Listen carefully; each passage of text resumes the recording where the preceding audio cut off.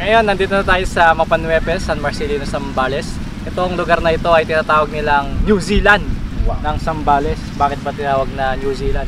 Eh syempre, tingnan nyo naman yung view, di ba? May magandang tubig, mapayapang tubig, magandang bundok, magandang mga puno, at syempre green na mga grass, di ba? Napakagandang tanong. So dala natin yung yung mga sasakyan natin. Mapigil kita. Hindi mo natanongin kung talaga bang New Zealand kasi galing nga pa doon. O nga pala, galing nga ng New Zealand, di ba? Nilibot ko ang buong New Zealand. Hindi mo natanong kung saang part ng New Zealand medyo kamukha ito. Oo, saan nga? Ito, medyo malapit-lapit yung itsura niya sa bandang Lake Tekapo. Okay. Pero yung climate, paano naman? Yung climate, malamig doon. Siyempre, kasi iba yung lamig doon. Sometimes may yellow at saka may malapit na glacier kasi doon. Ang pinagkaiba lang dito, yung kulay ng tubig. Pero the rest of the scenery, lalo yung bundok na yan, same. Ang ganda ng ganda.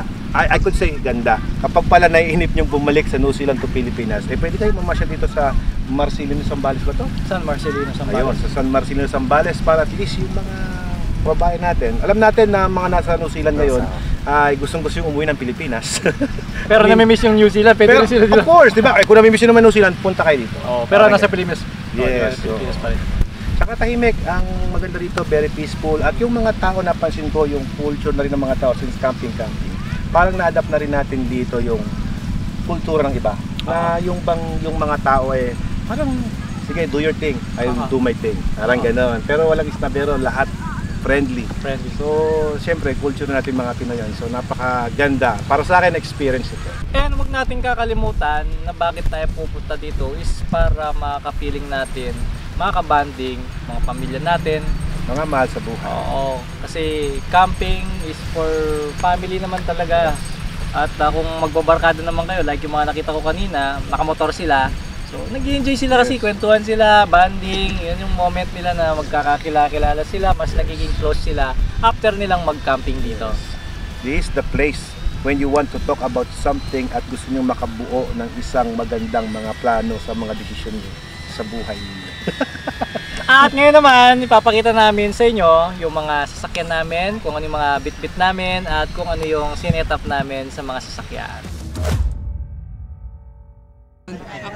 Alright, so dito kami napiling pumwesto kasi nasa ilalim tayo ng puno.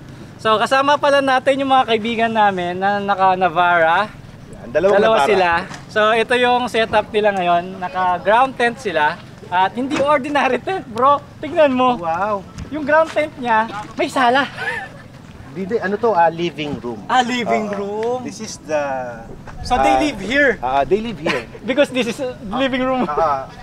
Kapag bibisitahin mo siya, ito yung room niya So ito yung guest room niya. Privacy siya, no? Galing. Parang, hello, come in.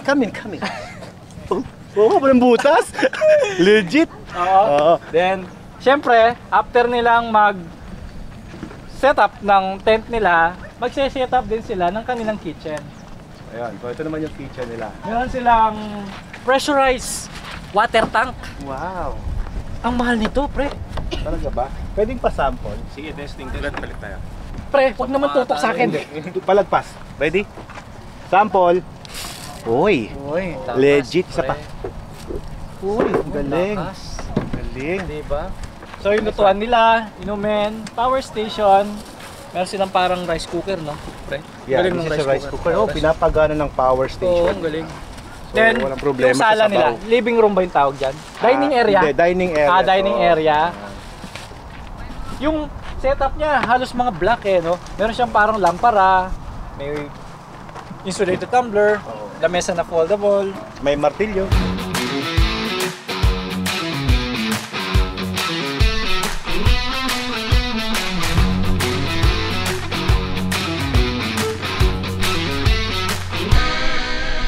Dito naman tayo sa aking rig. So, papakita ko sa inyo yung setup ko ngayon. Ang tawag dito ay rig ni Reed. So, ito yung rig ni Reed na nakakarga kay Monstero. Monstero. Ikaw nagpapangalan na Siyempre naman, pinangalanan ko na kanina kasi Monster yun gumalaw kanina.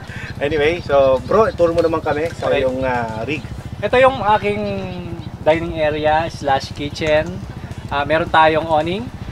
May kurtina yung awning natin para mabawasan yung lakas ng hangin ba. Meron akong mga ARB touring na upuan. Tapos yung mga gamit ko, ilagay ko lahat sa tour box. So, ayoko kasi nang nagsisetup ng lamesa na medyo mahirap buuin. So, bumili ako ng ganitong lamesa, at least isang tupi lang, tapos na. Diba? Nakasetup na at nakaligpit na. So, yan. Madali siyang ayusin. Ganda no, heavy duty. Oo. Tapos may ilaw pa siya dito. Pagkagabi, may ilaw yan. Meron din akong lagayan ng inumin at hugasan. So, dalawa sila. Magkaiba yung kulay para alam ko kung alin dyan yung pang-inumin. Nag-setup ako ng sarili kong bihisan, shower area, at parang privacy mo na rin kung ano man yung gusto mong gawin. Kung nakita nyo kanina yung kitchen ni Reed, ito naman yung kanyang CR. Dual purpose na rin. May bubong, foldable din siya, at hindi ka makikita sa loob. Pakita ko sa inyo. Papasok ako. Ngayon, nakikita nyo na ako? Siyempre hindi. Hindi nyo ako nakikita? Asan si Reed? Hindi nyo alam, di ba? Galing nga. Yun. So, effective, di ba? May privacy ka. So, naipakita na sa atin ni Reed ang kanyang CR. Ang tanong, nasa naman ang kanyang kwarto? Pre, Wow! Speaking siyempre, of the room. kapag camping, kailangan meron tayong tulugan. Yun. So, ito nga pala yung aking rooftop tent at dito kami natutulog ng aking family. So, second floor siya para maiwasan natin yung magapangan ng insekto at kapag umulan, hindi tayo mababasa sa ground. Teka sandali, ilan ang kasya dyan? Kasya dito, 3 adult. 3 adult. So, Yes. ibig sabihin, kung 3 family, nanay, tatay, anak, pasok. Oo. Okay. Tara, turo ko kayo dito sa ating kwarto. Okay, may room tour si Reed. Kasya kayong dalawa doon. Oh, kasya daw. Hindi, baka di ako kasya dyan. Akit ako dyan? Pwede.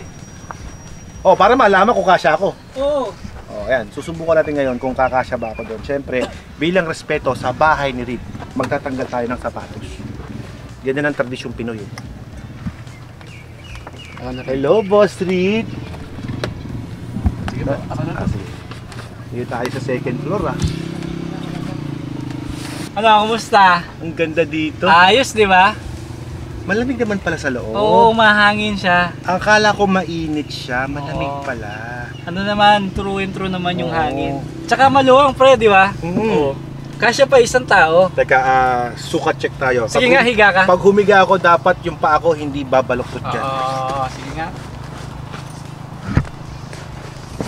Uy! Kahit 6-footer Oo, kasya! pre, sabi ko sa'yo eh. Galing! Ayos ba? May foam pa Ayos. kaagad. Ang malambot ha. Oo. Yung foam niya, memory foam yata ito. Oo, firm siya, no? Oo, ganda. Presko. Ayos ba? Ano Sarap, mas? di ba? Oo, ganda. Oo, ganda. Parang gusto ko na tuloy bumili. Tapos, pre, pag bukas mo ng bintana, kapag umaga na, ang unang mong makikita, yung magandang view ng Yun. Mapanuepe. Kasi nasa second floor ka eh. Oo. O, yung mga baka, Ayan, hindi ka maaabot. Ang ganda, di ba? Oo. At saka mas malakas yung hangin dito dahil nasa taas ka. Oo nga. Galing. Safe ka pa, di ba? Dito, organize. Ako, yung kwarto ko mukhang magulo ah. So, doon naman tayo sa kwarto mo. Parang mapapahiya bro yung ano ko ah. Tara, yung tignan rig natin ko, yung ah. kwarto mo. Tour mo naman kami sa iyong kwarto. Mauna ko. Sige.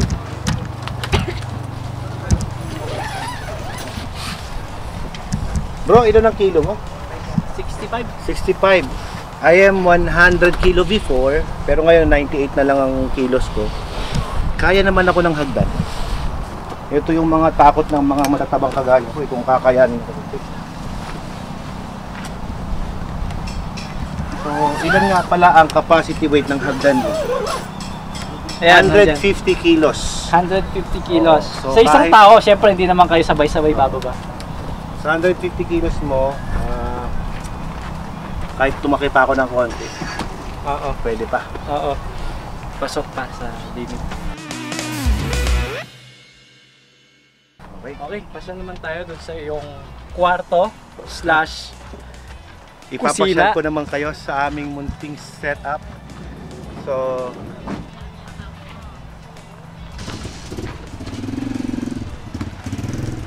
Okay, so pati pala ikaw bro, meron kang ARB touring yes, na actually photo box. apat yan yung touring na chair ko. Andun yung isa. Hindi ko na ginamit kasi tatlo lang naman kami sa sakyan. Okay, so dito yung dining area mo. Yep. Simple setup, pero punong-puno ah. Hindi ka pala magugutom.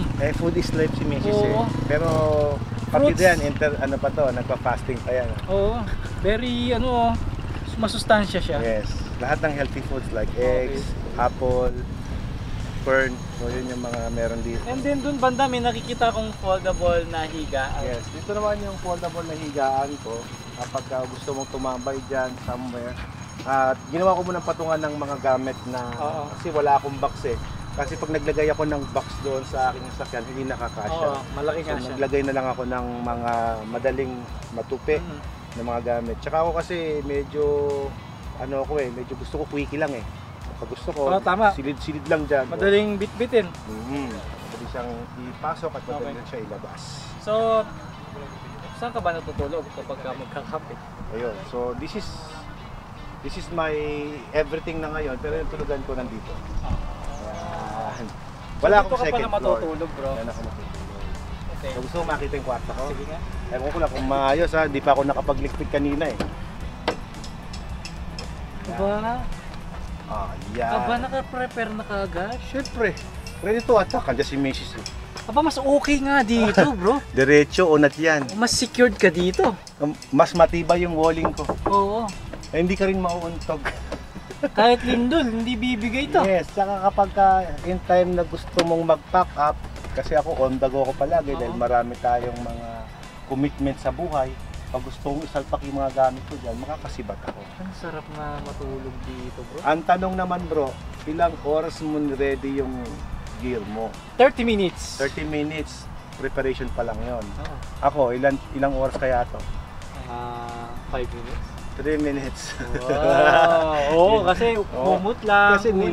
nilikpo ka lang doon, nilatag mo yan. Tinupi tapos mo na. lang, di ba? Yung Baba mo lang yung gamit na nakakarga dito, and that's it. Oo. Ito na yung aking At mataas siya sa Tulugan. ground, no? diba? Safe naman, kasi ito naman yung ginagamit ko kapag napupunta kami sa ibang lugar na inaabutan na kami ng gabi. Nice. So, yun. So that's it. Ang bilis ng pag-tour natin sa bahay ni Bro Alfred, no? Ayun lang, kasi very simple yung Ah. setup ko eh. Kung sa'yo, napakadami. Ito lang yan. So, kaya naman, dahil si Reed ay palaging nag-overlanding at namamasyal-masyal kung saan-saan lugar, eh ako naman, paminsan-minsan lang masama sa ganito. Kaya hindi ko na sa sinetat Oo, tama. Pero siguro kapag napadalas, dahil tingin ko naman mapapadalas na dahil Nag-enjoy ang nag-enjoy. ganda pala ng ganito, ay lalong titibay ang inyong mga samahan. Tama. Kaya kayo, kung mayroong mga plano na isama yung mga pamilya nyo, gawin nyo na. Kasi talagang lalong titibay ang inyong bonding kapag ginagawa nyo yung gantong overlanding. Kasi it's your family, you and the nature. Parang babalik kayo sa dati. Lalo na summer ngayon. Yes. Bro, doon sa mga nilagay mo doon, since interesado kung magkaroon din ng ganong setup, Oo. magkano kaya ang aabutin ng ganong klaseng setup pagka nilagay dito? Tansya ko, umabot siya ng 350k. 350. Lahat-lahat na yun. Kasama yung owning. Well, siyempre, depende na yun sa brand na gagamitin mo. Pero, regardless kung ano pang brand yan, basta nagagampanan niya yung gusto mo, okay na yun. So, mapabrand or hindi, as long as kaya niyang gawin yung Yung pangangailangan mo, yung gusto mo, okay na yun. tama. Ngayon ikaw naman, magkano yung... Magkano? Magkano yung... Setup ko? Oo, Ano ba, yung sa sasakyan o yung sa dala ko ngayon? Sa mga dala mo ngayon. Sa dala ko ngayon, mga 30k. Kumot, unan. Unan, no, mura lang yan, 350. Sa sasakyan naman, no, sinetap mo magkano? Yun lang. Yung sasakyan naman, kung gusto mo panlaro talaga sa putikan, sa mga off-road talaga, medyo napagastos naman ako pagdating sa sasakyan. Kasi ito, umabot na to ng almost more than 1 million. Oh, dito sa setup niya. Setup niya. Kasi yung gulong pa lang niya, around 260,000 to 180,000 na yung 5 na gulong. Sa bagay, pinagawa mo pa yung transmission. Yes, tapos pinalip ko pa siya, pinarigir ko pa siya. Rigir. Yung mga accessories na yun na medyo madugo. So around so nakamura pa rin pala ako sa setup ko. Sa kabila ito naman lang. kasi nag-lip. So, sa akin nag-live eh.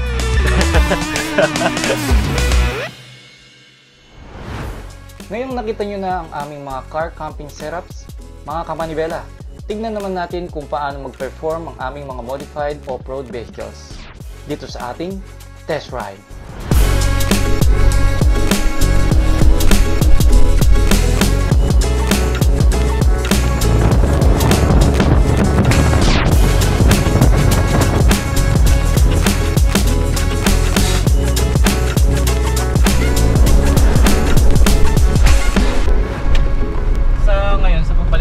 Dito sa Mapanueve, nag-iba na naman yung road.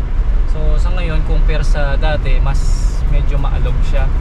So yung experience ko ngayon dito, dahil hindi pa masyado umuulan, no, masyado siya buhangin. Pero enjoyable naman kasi may usok-usok tayong nakita pagka pinibilisan natin sa off-roading. So dito sa sasakyan ko, okay naman.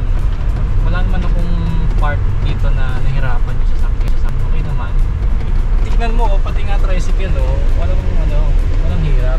Basic pabalik pa yan dito. Ngayon, kapag ka nakakotse ka, medyo mag-aalangan ka kasi sabi nga, nagbabago yung road dito kapag uulan. Pero for us na merong 4x4, wala sa atin kahit hindi pa namin alam kung anong nangyari sa road dito. Marami din namang part na patag like ngayon. Kalahati ng off-road dito sa Mapanueve, puro diretso naman. May mga part lang na maalog like yung sa river crossing. So pagdating naman sa river crossing, mabababaw lang naman yung tubig. And dahil hindi pa naman masyado naulan, kaya mababaw yung level ng tubig dito sa ilog. Sa features naman ng Montero po ngayon, lalo't nandito tayo sa off-road, ang madalas kong nagagamit is itong cap niya para sa 4x4. Meron kasi siyang 4 high, 4 low, and meron pa siyang differential lock. So pagka medyo talagang mapapa-challenge ka na, no? Mapapa-juice colored ka na, no? I-ship mo na siya to 4x4 para naman yung 4 na gulong umiikot. Nasa road tayo na pag ganyan-ganyan yung road, talagang maaalog tayo, no? So lahat naman ng sasakyan gano'n. Pero compare sa mga pickups, siyempre ito naka-coil spring yung likod, kaya mas malambot naman ito. Talagang medyo may alog lang, pero given na yun kasi meron tayong rooftop tent sa bubong. Pero kapag pickup hindi siya ganun kaalog, pero mataas yung suspension niya. Kaya imbis na malambot yung pag ganun mo, medyo mabilis, parang mabilis yung pumikit. Ayan, no? So kanina pa tayo tumatravel dry, ngayon naman may basa tayong nakikita. So kompleto naman yung experience natin dito. Kaya naman nasabi ni Bro Alfred kanina na nag-enjoy siya kasi kompleto eh. Meron siyang forest crossing, may river crossing, at may ganito pa, oh. Diba? Yan yung gusto natin, yung medyo na alog-alog tayo eh. Diyan yung happiness natin bilang off-roader. Hindi man ako super off-roader type na driver, pero at least yung mga ganito, enjoy naman ako eh. Diba? Ganda ng daan dito. Sarap daan. Pagkatapos ng mapuno na yan, malawak na naman, like ito.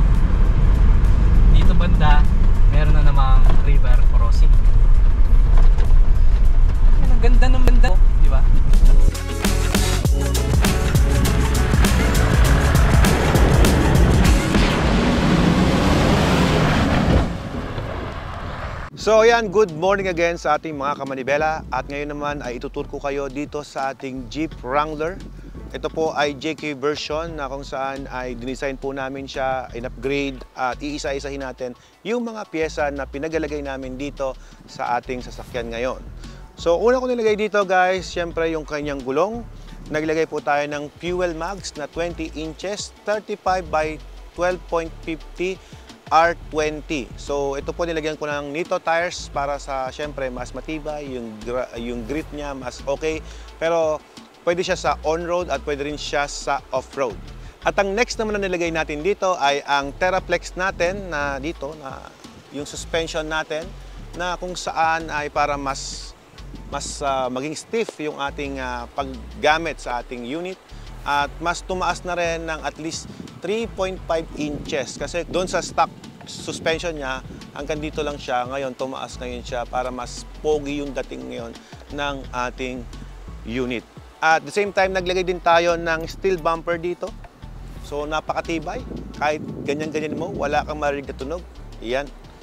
So kaya ako naglagay niyan para at least safe naman tayo sa kalsada at hindi rin siya basta-basta masira yung muka ng ating sasakyan.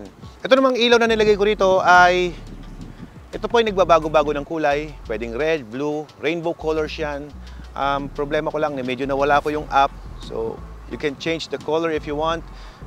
Pwedeng green, anything na gusto mong ilagay. Sa harap, naglagay na rin ako ng busina na malakas para at least noticeable tayo sa kalsada.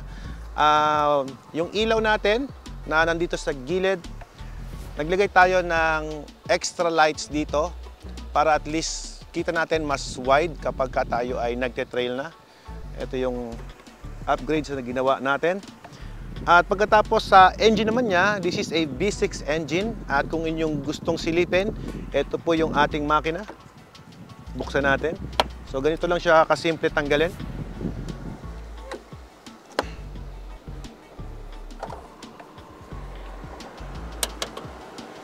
Ayan. So sa ating engine, this is V6. Ayan, Jeep. So kita nyo, malinis siya. Wala kaming ginalaw, all stock. Pero kahit ganon, kahit siya ay all stock, masasabi ko na nagagawa niya yung kanyang dapat gawin. Hindi naman tayo nabibitin sa ating pag-ride kanina. Kumbaga yung power, para nga sa akin, malakas na siya, no? Lalo na sa mga beginner. Masasabi ko talaga mag-enjoy kayo dito kasi ang lakas ng power ng Jeep na to. At syempre dito naman sa ating pang-ilalim, ito ang bagay na hindi mo pwedeng tipirin. Bakit? Kasi nga, syempre sila yung mapupuwersa. So bukod sa ating nilagay na TerraPlex suspension, mapansin nyo yung mga brands natin is TerraPlex kasi that is a US brand na applicable at compatible dito sa ating unit. So makikita nyo dito guys, naglagay tayo dito ng tie rod bar. Nakita nyo, napakakapal niya. Sobrang kapal actually. So yung dating stock nito, ganito lang kakataba. Yung original na tie rod bar niya. Pero kita nyo siya ngayon. Yan. Siyempre mapapasabak talaga siya sa bakbakan. Kaya talagang inilagay natin yung isa sa matibay na tie rod bar. Yan. Tapos dito naman, steering damper. Naglagay na rin tayo. Tapos ang laki. Ayan, no? Ito mga pinalitan na to. Hindi na to original, lahat po yan pinalitan na natin. Tapos yung suspension, spring, lahat palit kasi nga bumigat siya. So kailangan natin ng mas heavy duty pa compare sa stocks. At the same time, nagpalit rin tayo ng ating braking system. Dating braking system nito, ayan yung stock. Ngayon ay naglagay na rin tayo ng TerraPlex braking system disc brake. Pinalitan natin yung buong set. Pati na rin yung ating rotor, pati yung ating brake pads and everything, lahat ng buong braking system natin ay aftermarket na. Yan. Kasi nga, pag bumigat ang sasakyan, mas maganda mag-upgrade din kayo ng inyong braking system. Pag ginaya yung design na ito at hindi kayo magre-regear, posibleng hindi nyo rin ma-enjoy itong unit na ito. So, kailangan po kayong mag-regear. Pinalitan na rin po ng gear yung ilalim na to para at least mas mabit-bit niya ng maayos itong big body ng ating Jeep. Dahil ito, mabibigat na itong gulong na to. Yan. Mapapansin nyo yun. From the stock, hihina yung kanyang hila, parang anlata. So, kapag ka nag-regear na kayo, back to original na siya.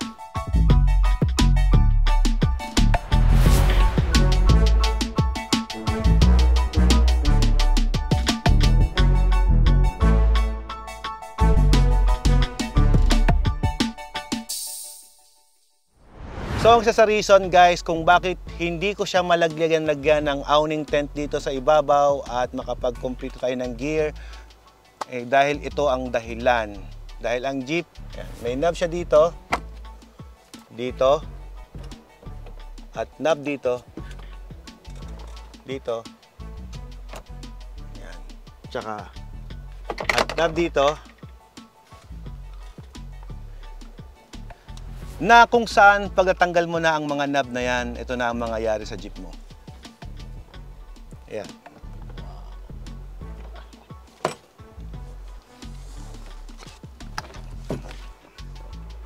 Ayan. Matatanggal mo siya ng buo at ngayon mas mafe-feel mo yung lugar na pinupuntahan mo. So pag gusto mo siyang maging parang buggy look, ito na siya.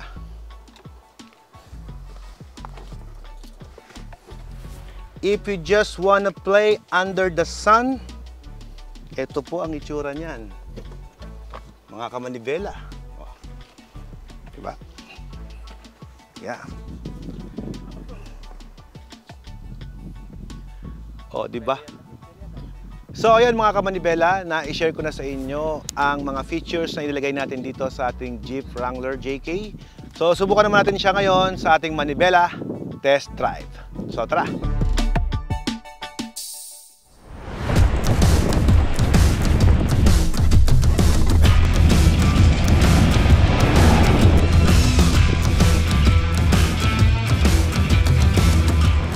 Switch on.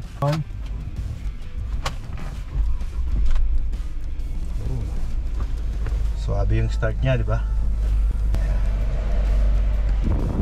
Gagawa tayo ngayon ng mga daan, yung mga hindi nadadaanan ng tao nila ay dadaanan natin. Fasten your seatbelt. No, naka 4x2. So papadalin natin siya ng 4x2. Tingnan niyo yung kapit ng gulong. Yan. Hindi siya masyadong kapit sa totoo lang. Oh, yan oh. Yan. Pero kung sa 4x4 mode naman niya, isa-set ko siya ng 4x4 mode. Yan. Oh, lahat na ng gulong ngayon kumakamot.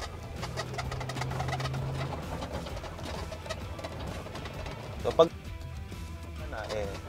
pwede ka nang mag-donut. Okay.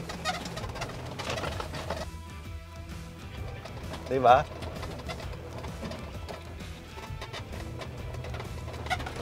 Okay. Oh. Sarap, diba? So, paano manibela? Ready na ba kayo? Let's go! Kahit mga bumps, oh.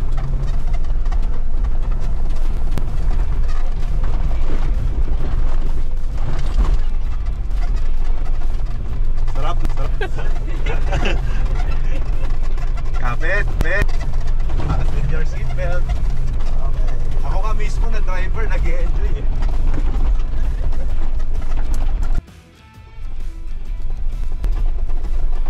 Banking tayo. Ganito bumangking ang 4x4.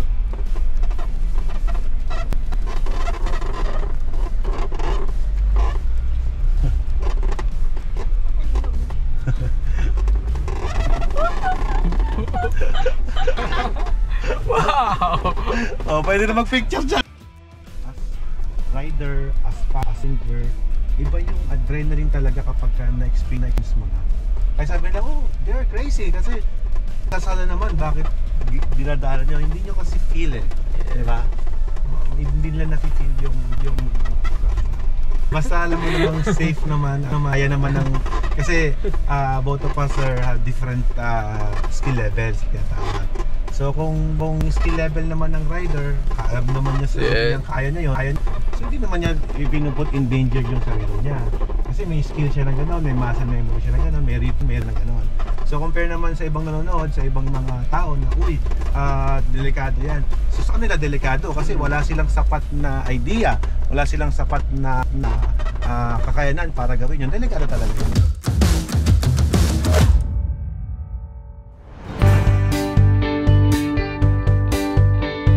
At yan ang ating Mapa 9 Car Camping Adventure. Sana'y nagustuhan nyo ang mga ipinakita naming rig at nakakuha kayo ng mga idea kung plano nyo ring mag-camping sa Mapa 9.